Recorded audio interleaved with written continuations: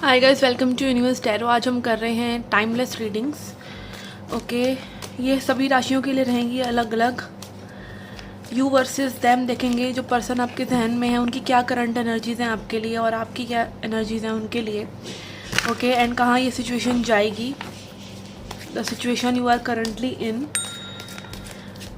Okay, so you versus them reading होगी। ये general reading है गाइस, याद रखिए अपने जहन में कि जनरल रीडिंग्स होती हैं, इनको बहुत ज़्यादा पर्सनली नहीं लेना है, बट हाँ आप इनको गाइडेंस के तौर पर ज़रूर देख सकते हैं। अगर ये सिचुएशन आपकी सिचुएशन से मैच हो रही है तो गाइडेंस भी तो आप ही के लिए ही है, ठीक है। तो गाइडेंस को आप फॉलो कर सकते हैं। अगर आप पर्सनल रीडिंग लेना चाहते हो तो उसके लिए आप डिस्क्रिप्शन बॉक्स चेक कर सकते हैं। Okay, I was posting Pika card readings, but Pika card readings का यह है कि शुरू से मेरा चैनल जो है वो ज़ोडिएक रीडिंग्स का रहा है, तो ज़ोडिएक रीडिंग्स ही रैंक होती हैं और पिका कार्ड रीडिंग्स इतनी ज़्यादा रैंक नहीं हो पा रही हैं। तो देखते हैं क्या होता है।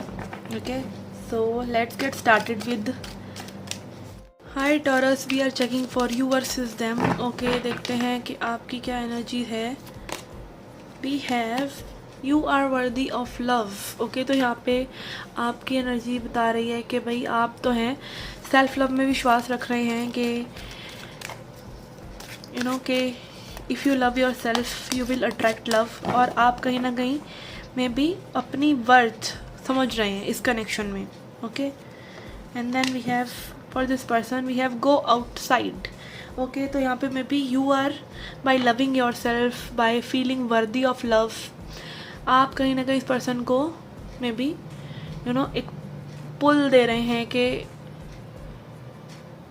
आप अपने कंफर्ट जोन से बाहर निकलें, गो आउटसाइड। ओके, तो यहाँ पे maybe this person is very comfortable here. आप देख सकते हैं सुहाना मौसम है और एक खेत में टहल रहे हैं, तो यहाँ पे इट इज़ वेरी कॉजी। तो थोड़ा सा डिस्कम्फर्ट में ये पर्सन आ रहे हैं may be because of you, and maybe this person wants a time out आपके इस जेस्चर से। लाइक आप में भी यहाँ पे आपने कुछ बाउंड्रीज क्रिएट करी हैं। This is like making this person heal themselves. Okay, nature में जाना या अपने आप को फाइंड आउट करना, गो आउटसाइड। तो maybe this person wants to chill and maybe that's how they connect to them self, and that's how they can actually find out के what they want with you. Okay, let's see further.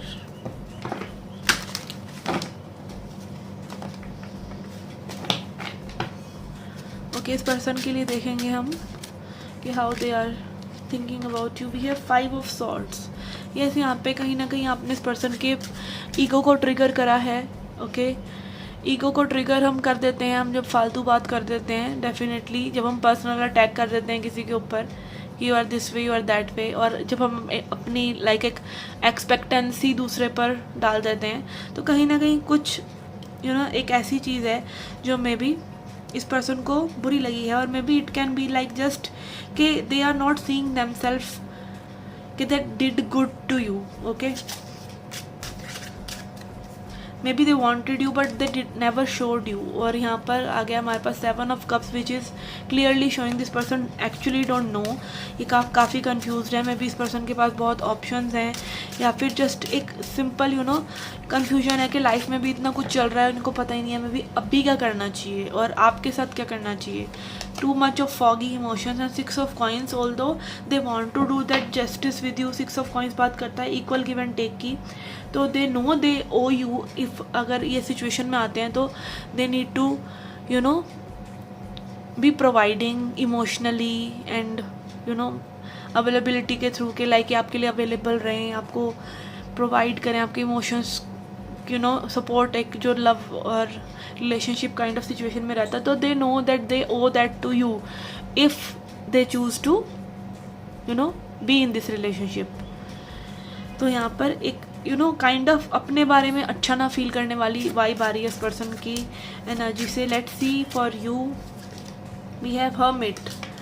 Okay, तो यहाँ पे आपने अपने आप को may be isolate करा है and you are working that way, and you are working on this pain. 3 of swords दिखा रहा है कि आप इस पेन से अकेले ही डील कर रहे हैं, अकेले ही डील करना चाहते हैं, and I think this is good way. और यहाँ पे आप दोनों की एनर्जी वो नज़र आ रही है कि आप दोनों ही अपनी अपनी पेन से अपने अपने कंफर्ट जोन में जैसा आपको अच्छा लगता है वैसे आप डील कर रहे हैं, विच इज़ गुड। ओके, कई बार सेपरेशन बहुत फ्रूटफुल होता है। If separation is making you a better person then that separation was needed and it will eventually be जब एक सही टाइम आएगा तो वो मैनिफेस्टेशन यूनियन मैनिफेस्ट होगा, ठीक है।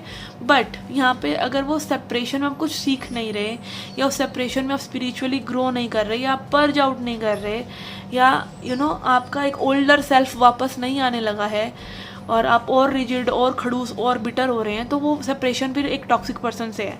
अगर एक अच्छे पर्सन से भी आपका सेपरेशन होता है तो वो सेपरेशन भी फ्रूटफुल होता है, लव तो होगा ही होगा। ओके, एंड देन ये व्हील ऑफ फॉर्चून, यस, यहाँ पे एक काइंड ऑफ लेट गो करने की, आपको डेस्टिनी पर ये चीज़ों को छोड़ने की ज़रूरत है। Wheel of Fortune talks about 1 year also, तो कुछ लोगों के लिए यहाँ पे एक कंप्लीट 1 ईयर लग सकता है इस कनेक्शन को आगे बढ़ने में। व्हील ऑफ फॉर्चून डेस्टिनी की बात करता है, फॉर्चून का व्हील है डेफिनेटली। तो again Fortune favours the brave, Fortune favours the honest. Okay, so yes, इस चीज़ को आप ज़रूर अपने दिमाग में रखें। Okay, let's C what you guys need to heal. We have experiencing, yes, जो भी अभी आपकी लाइफ आपको दे रही है वो मीठा है या खट्टा है या दर्द भरा है, जो भी एक्सपीरियंस है उसको एक्सपीरियंस कीजिए। देखिए, हम हील होते हैं जब हम जो भी एक्सपीरियंस है, दर्द है, पेन है, सेपरेशन है, उसको पूरी तरीके से जीते हैं, पूरी तरीके से उसको अपने कोशे कोशे में अपनी बोन्स तक, अपनी नर्व्स तक उस चीज़ को महसूस करते हैं। तब आप क्या करते हैं, तब आप उस चीज़ से एक हो जाते हैं। सेपरेशन है तो सेपरेशन में आप कहीं ना कहीं एक यूनियन हो गया आपका खुद से ही, एक अपने आप से ही लड़ाई हुई और अपने आप से ही एक यूनियन हो गया। सेपरेशन भी आपकी लाइफ का एक पार्ट बन गया। उस हद तक आपको चीज़ों को फील करना है। और फिर क्या होता है, फिर लाइफ में कुछ हो या ना हो, दैट आपका एक कांस्टेंट फ्लो चलता रहेगा। अगर आप यही समझेंगे कि लाइफ में हमेशा अच्छा ही रहने वाला है, लाइफ में सब कुछ बढ़िया स्मूथली चलता रहेगा, तो आप कभी भी पेन के लिए तैयार ही नहीं रहेंगे। सो दिस इज़ लाइक कि जब आप पूरी तरीके से फीलिंग को, इमोशंस को नहीं, फीलिंग को एब्जॉर्ब करते हैं अपनी बॉडी से, आपके अंदर से वो एनर्जीज निकल जाती हैं। अगर आप इमोशन होता है कि आपने थॉट भी लगा दी साथ में, आपने चीज़ों को फील नहीं किया और आप सिर्फ सोचे चले जा रहे हैं उसको कि मैं ऐसा फील कर रहा हूँ, मैं ऐसा फील कर रहा हूँ। No, there should be no thought. जैसे हम किसी को हग करते हैं तो वो हग में आप कुछ सोच नहीं रहे होते, okay, that is pure hug, that is pure feeling, ठीक है। तो वो एक फीलिंग मतलब जहाँ पे कोई सोच ना हो, बस प्योर इमोशंस हो, लाइक बॉडी में वो चीज़ होना, ना कि माइंड में। तो जब आप ऐसा करते हैं, you heal from it, you ascend from it. Okay, receptivity, yes, के यूनिवर्स को वेलकम कीजिए कि वो आपके लिए चीज़ें करें, उन पर वो डोर छोड़ देना और अपने हाथ छोड़ देना। आप फ्लो में झटपटाते रहेंगे तो you will go nowhere, और आप वहीं के वहीं रहेंगे। अगर आप अपने आप को ऐसे हाथ छोड़ देंगे ढीला, तो जो फ्लो होगा वही आपको कहीं ना कहीं ले जाएगा। Okay, and then we have schizophrenia, yes, आप देख सकते हैं this person is holding on to this side also, this side also. तो आपको दोनों ही साइड को छोड़ देना है, ना ये ना वो। इट इज़ ऑलवेज लाइक कि आप द्वंद्व में उलझे रहते हैं। हमारा माइंड हमें एक ही चीज़ के बारे में नेगेटिव भी बताता है, पॉजिटिव भी बताता है। आपको ना नेगेटिव पकड़नी है ना पॉजिटिव पकड़नी है, आपको छोड़ देना है ना। आपको वो कहते हैं ना, जो आजकल यहाँ मतलब आजकल क्या, मेरा भी, आप मेरी वीडियोस में ही 100 बार सुनते होंगे लॉ ऑफ अट्रैक्शन।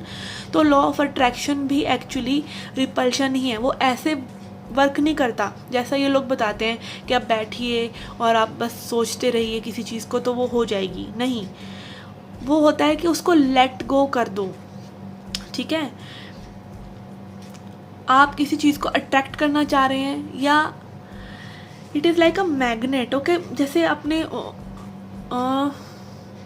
फोर्स का चैप्टर पढ़ा होगा, पुश एंड पुल, ओके। तो आप अट्रैक्ट मतलब आप you are pulling something, okay.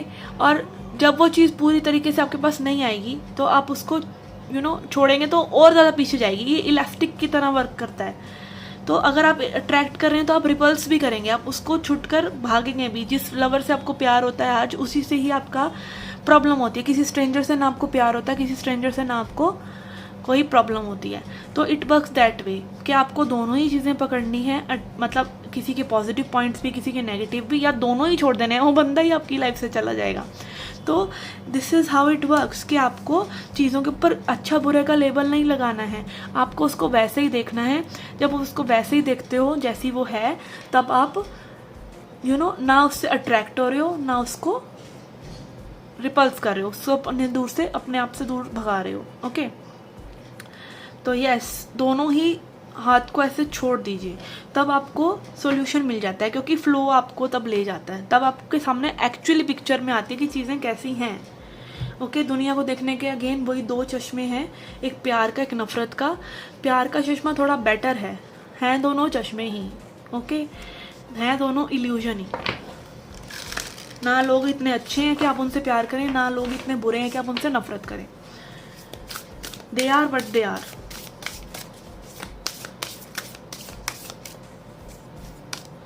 Okay, then we have sun. Yes, enlightenment, चीज़ों को समय लेना। एंड सन, जैसा कि आप देखते हैं कि सन में चीज़ें खिलती हैं, ठीक है, जो सच होगा वो सामने आ ही जाएगा, वो रुकेगा नहीं। ओके, सो आपको क्या टेंशन, आप वेट कीजिए ना, आप अपनी एन्जॉयमेंट कीजिए ना, आप अपनी सनलाइट को जिसमें आप बैठे हैं उसको एन्जॉय कीजिए, अपने प्रेजेंट मोमेंट को एन्जॉय कीजिए। What ever will be. Okay, आपके करने से चीज़ें नहीं होती हैं, करने से तो बिल्कुल ही नहीं होती हैं। इनफैक्ट जब आप हैप्पी होते हैं, आपने देखा होगा वो चीज़ें मैनिफेस्ट हो जाती हैं जिनके बारे में आप सोचते नहीं हैं। मैनिफेस्टेशन का बिल्कुल उल्टा फंडा बताते हैं लॉ ऑफ अट्रैक्शन वाले, कि आपको सोचते रहना उस चीज़ के बारे में जो चाहिए। नहीं, आपको सोचते नहीं रहना, आपने उसको लेट गो करना है। जिन चीज़ों को आप लेट गो करते हो वो मैनिफेस्ट होती हैं। Okay, and how will you let go? अगर आप अभी हैप्पी नहीं हो, आप अभी सनी डे नहीं मना रहे हो अपना।